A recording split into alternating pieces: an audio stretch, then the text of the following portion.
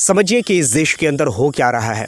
समझिए इस बात को कि एक मुसलमान जिसने बकरीद में बकरा को कटते हुए देख करके उसने इतना बड़ा फ़ैसला कर लिया कि उसका फ़ैसला अब लोग कहीं पर एप्रिशिएट कर रहे हैं और कहीं पर लोग हंस रहे हैं, मजाक कर रहे हैं। खैर, हम इस खबर पर भी बात करेंगे।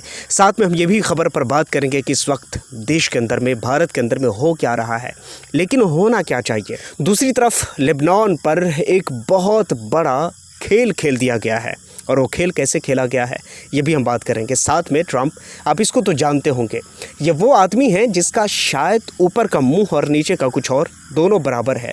पता ही नहीं चलता कि इस बंदे ने कब क्या कहा, कब क्या बोला, किस टाइम इसका मुंह क्या होगा। इस पर भरोसा करना, मुझे नहीं पता कि ये अमेरिका का सदर बनने लायक है भी या नहीं है। खैर, खबर में हम आगे बढ़े। मैं आपको बता दूं कि इजराइल ने इस वक्त बहुत बड़ा हमला किया है लेबनान पर, और लेबनान की ज़मीन यानी बेओफोर्ट पर उसने उस किले पर पूरी की पूरी कब्ज़ा कर लिया है और उस पर इजराइल का झंडा लहरा दिया है।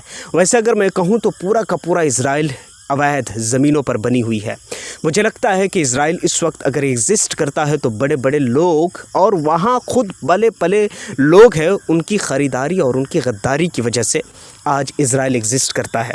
वरना अगर आप सच पूछिए तो इजराइल की ज़मीन इस वक्त ज़मीन है ही नहीं, उसे इजराइल की ज़मीन कहना ही नाइंसाफ़ी होगी। मगर इस टाइम में लेबनान की ज़मीन पर बहुत बड़ा धावा बोलते हुए इस वक्त लेबनान की ज़मीन पर बेओफोर्ट के किले पर कब्ज़ा कर लिया गया है इजराइल की तरफ से।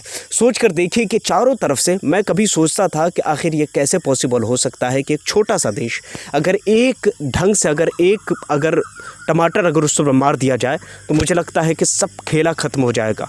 मगर सोच कर देखिए कि इन तमाम चीज़ों के बावजूद इजराइल सीना तान करके अगर अरब देशों के बीच में अगर सीना तान करके अगर गज़ा के लोगों को मार रहा है, फ़लस्तीन के लोगों को मार रहा है, लेबनान को अगर मार रहा है, अगर सीरिया को मार रहा है, तो आपको क्या लगता है कि ये लोग इतने कमज़ोर हैं? ऐसा नहीं हो सकता है, इतने कमज़ोर ये लोग नहीं है।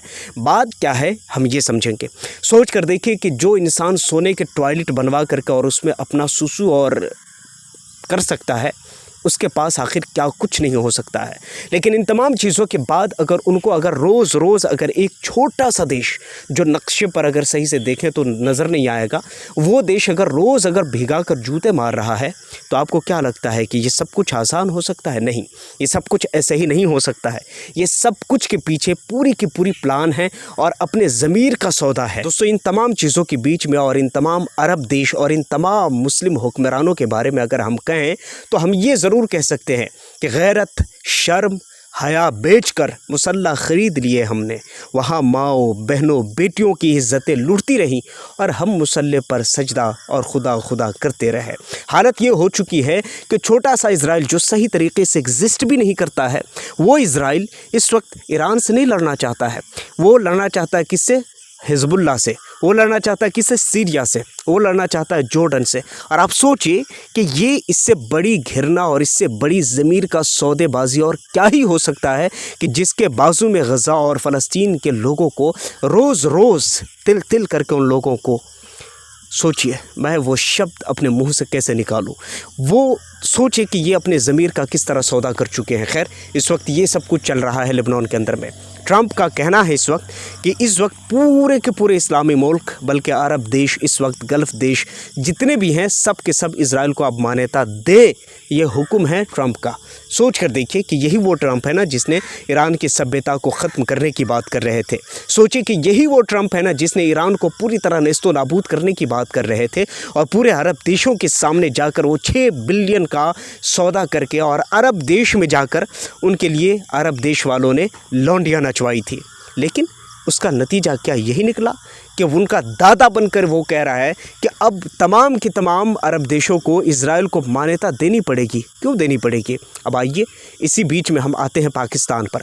पाकिस्तान इस वक्त वहाँ के जो ख्वाजा आसिफ है, उन्होंने साफ़ तौर पर कहा है कि हम कभी भी इजराइल को मान्यता नहीं दे सकते हैं, किसी भी हाल पर हम नहीं दे सकते, क्योंकि उन्हें पता है कि पाकिस्तान किस बेस पर बना है।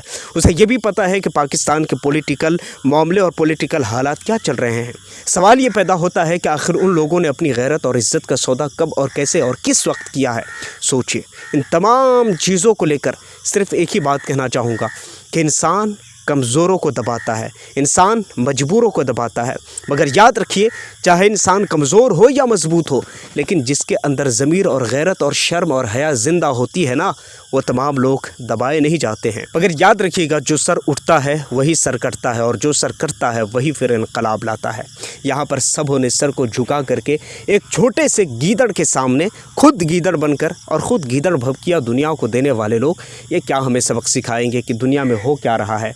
अब खैर, इस वक्त और भी कई बड़ी खबरें हैं जिस पर हम बात करना चाहेंगे। दोस्तों, खबरों में और आगे बढ़े, मध्य प्रदेश खंडवा की एक वीडियो बड़ी सोशल मीडिया पर वायरल है। इस वायरल वीडियो में बताया जा रहा है कि एक आदमी जो कि बकरे की कुर्बानी की वजह से आहत होकर के उसने सनातन धर्म को एक्सेप्ट कर लिया है, कबूल कर लिया है। अब देखिए, कमाल की बात यह है कि मुझे इस ऐसी खबरों को बताते हुए हंसी भी आती है, मैं सोचने पर हैरान भी हूँ कि आखिर ऐसे कैसे हो सकता है।